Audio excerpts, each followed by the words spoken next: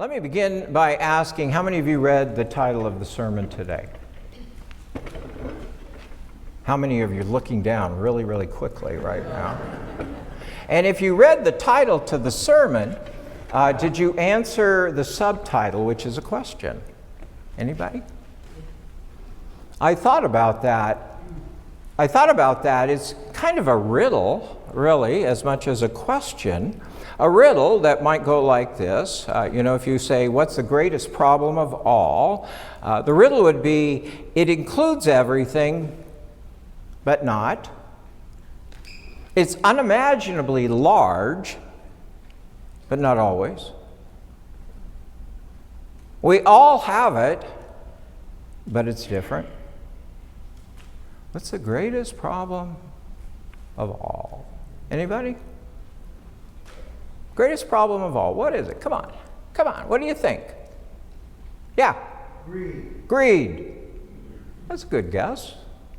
Not the one I had in mind, but that's a good guess. Another one? Greatest problem of all is, it's 10 o'clock, wake up. The greatest problem of all is? Ego, what? Hate? Those are all good guesses. Anything else? No? I guess you guys have no problems. The greatest problem of all is all. It says it right there in the question. The greatest problem, what's the greatest problem of all? It is the word all. Let me tell you what I mean. You can be all for one and one for all. You can be all in and all over. You can be all done. You can be above all, in all, after all.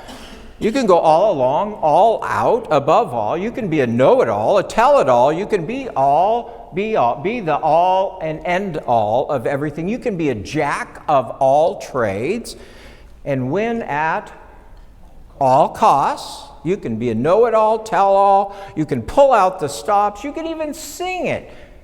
Hail, hail, the gang's all here. And of course, in the South, they have their unique version of this when they say, y'all. I was corrected at the first service by some Kentuckians. They said that was, anybody here tell me how you're supposed to say y'all? Y'all? Y'all don't know. Okay. Well, here's my point. The English language is interesting. It's very interesting. But what becomes even more interesting is our use and abuse of it. All is all, except when it isn't. Right? All can be all for one person, but not for another. No two alls, in fact, are alike. You following me? Maybe not. What I'm saying is that word is very, very subjective. It's very critical. It's commonly used, but it is very, very subjective. And it is subjective to how we see it, interpret it, define it. And yet, even though it's kind of ambiguous and amorphous, it is critical to our understanding of ourselves, our relation to others, and eventually how we relate to God. All is an important word. Whenever my mother would wake up on a Saturday morning and she'd look out and she'd say, it looks like it's going to be a sunny day. I think we can all join together and get some yard work done. My first question was, what all do you want to do? All right? Define all for me. I got plans. Oh, just clean up a bit. And then when we got started, well, that shrub needs to be trimmed back. That tree needs to be pruned. We could clean it up. Maybe we could do this or that. Her all became whatever came in her sight at that moment. And I could never keep up with the woman. Her capacity to do it all far surpassed. In fact, it was insurmountable. Do I get an amen from my brother? 3 amens, yeah. You couldn't keep up with her. So what you learn from that is that when we work together, we have to take that all and what it means and the differences inherent in it into consideration. Because if we don't, then we become dissatisfied with ourselves and the people around us. What they will hope to accomplish is not maybe the same as ours. How much they hope to accomplish may not be the same as ours. It may not even be reasonable to be ours. If we are all in, we know if we're all in or not, if we're doing the best we can, but our all in can't be measured by someone else's. Not really. Not really. And to recognize that, that should free us. You should not feel guilty. You should not feel guilty if you're laboring beside someone, or it affects volunteerism or other things. If you are doing your best, if you are giving your all, even though somebody else's all may be greater, you shouldn't feel guilty about that. And the flip side is, if your neighbor's all is less, you should not judge them. I go home from work some days and I sit in my favorite chair. Don't sit in my chair if you come to my house. I sit in my favorite chair and Jeannie, bless her heart, says, "You gonna sit there all day or do something?" And my response is, please understand, I am all done. You see what I'm saying? We learn to live with other people when we accept them as these things. We just cast these things, these titles and these categories. We just throw them out there like we're all the same. And yet deep down, you didn't even have to be deep down, it's obvious we're all different. We're all different. And so we make ourselves feel inferior or jealous or envious because we have these false measurements, this all that we hold before us and we hold over others, and they're doing the same thing to us. Is it any wonder that we have divisions and we fight? And beside that,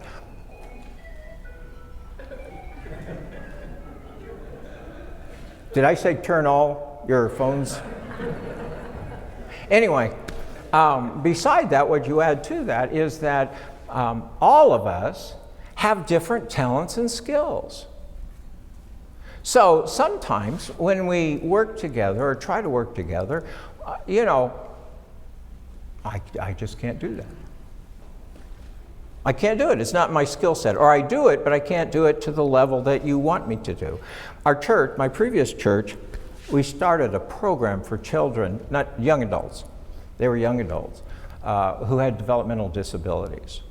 We did a lot of really hands-on programs at that church with the schools and so forth. But I had a member in the church who worked at Little City in Chicago that is the largest care provider for young adults and adults who have lived with developmental disabilities their whole life to one degree or another.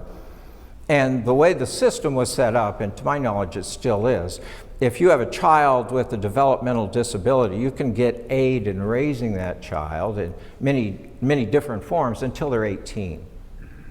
And then at 18, parents were confronted with a very, very difficult decision.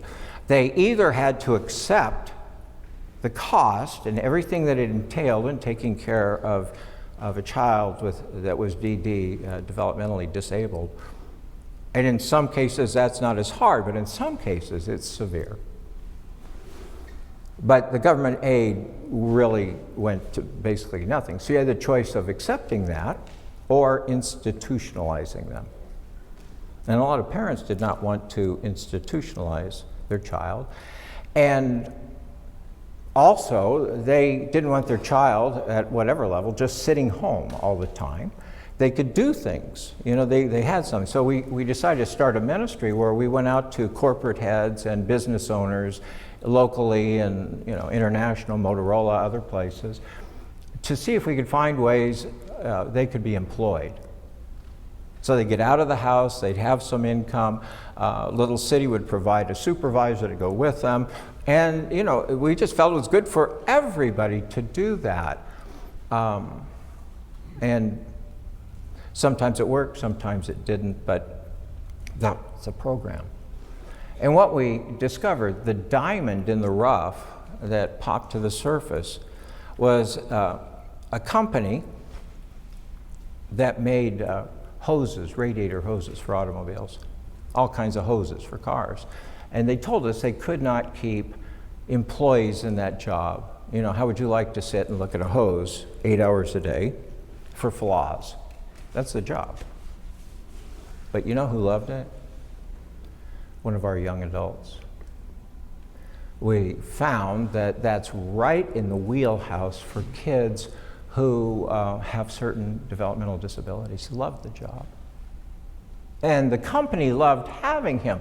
So, you know, the best that someone else could give, the all that someone else could give, just wasn't enough. It didn't measure up. But this kid who society said should be put away, so to speak, or pushed outside the mainstream, he was the exact person who had the gifts and the skills to provide that service. You might have some radiator hose in your car that he did.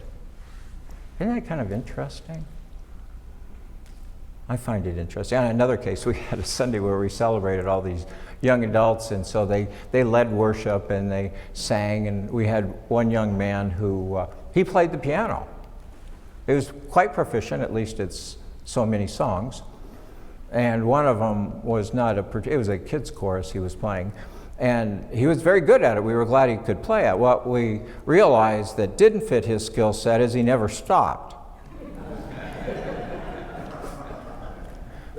He never stopped. And it wasn't, you know, the fascinating thing was he didn't just keep playing. He'd play the song through, and then he'd augment the key up. And then up. And then up till he ran out of keys on the piano. Which, you know, you kind of chuckle at, but that's not a simple thing to just do. Do you follow what I'm saying? To give your all, only you can really define it. Only you can really measure it. And only you can take satisfaction from it or say to yourself, I could have done better. You know, it's not about what somebody else did. It's not about how much somebody gave in hours or time or money. It's not. The question is, if I am all in, I need to measure that myself. I need to measure it myself. And that applies to our faith as well. Sometimes, you know, we judge people in terms of what they believe or don't believe or how strongly they believe. But you can't measure that either. We're all human, and we all have limits. Our faith, our knowledge, it's not limitless. It does have boundaries. We have doubts. That's normal. You know, even Jesus at his crucifixion said, God, where are you? I feel forsaken. Now, whether God was absent or not is not the point. That's how he felt, and that's sometimes how we feel.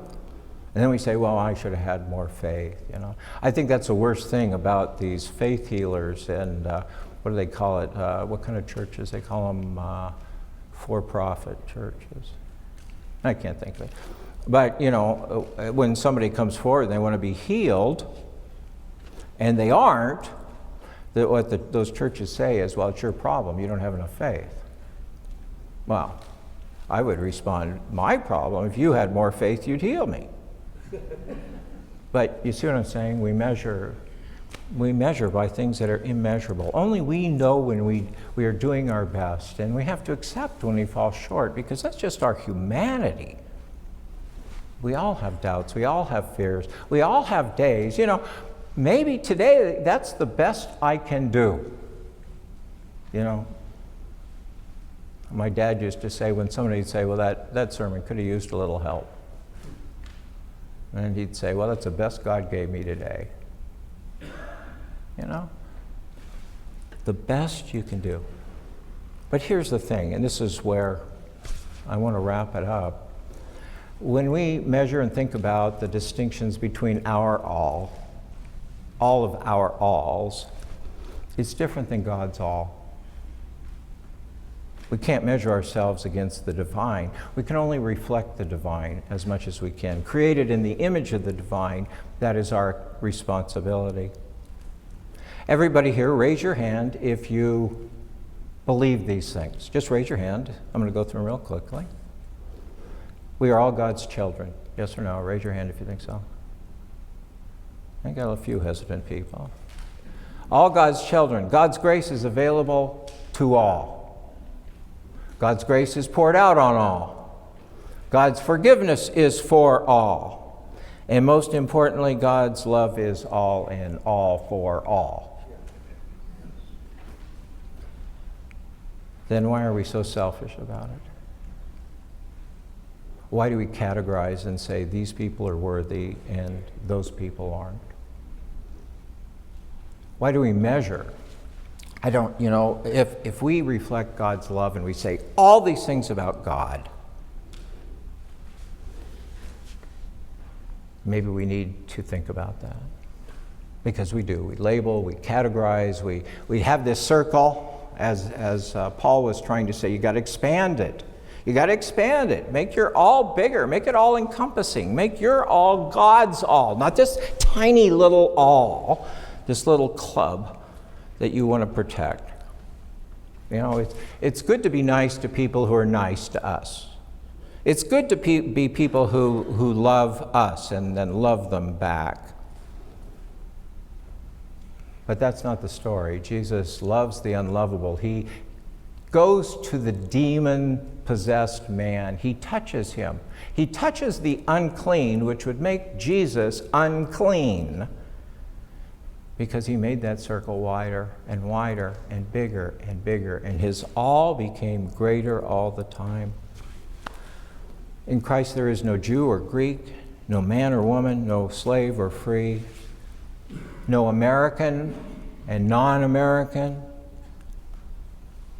gay, straight, all are God's children. If you believe we are all God's children, that's a very, very big word. Despite what others may say, if you believe that, it's tough. But it's at the core of who we are called to be. At Charlottesville, was it Charlottesville, they had the terrible, terrible violence. The white supremacists in that group chanted, "We will not be replaced." And this is a grave danger across our country right now. We will not be replaced. But what they get wrong is nobody's trying to replace them. I just see a lot of people who've been excluded wanting to be included. It's not about one group taking over or taking away from another one. It's about a group saying, wait a minute, I'm here too.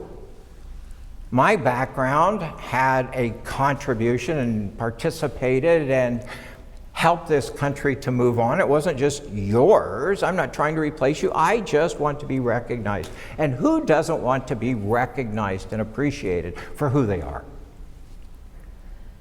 Who here doesn't want that? Who doesn't want that?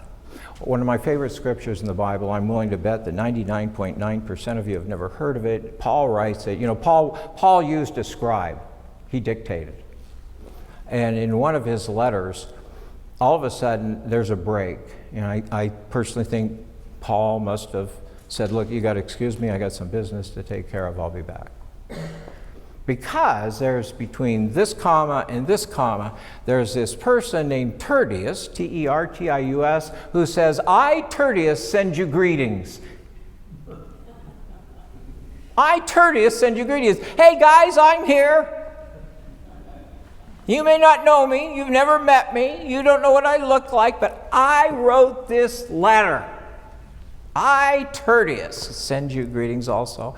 It's an aside, and it's kind of a funny aside, but it's a casual aside, and yet it is encrypted in our scriptures forever. I, Tertius. Don't forget me. I'm here too. And so I end this morning encouraging all of us to do our best. You know, the other word is try. It's not just all, to try. To know that you failed, to know that you fall short, to know that you can't be perfect, to know that somebody else may do this better and you're going to excel at another thing.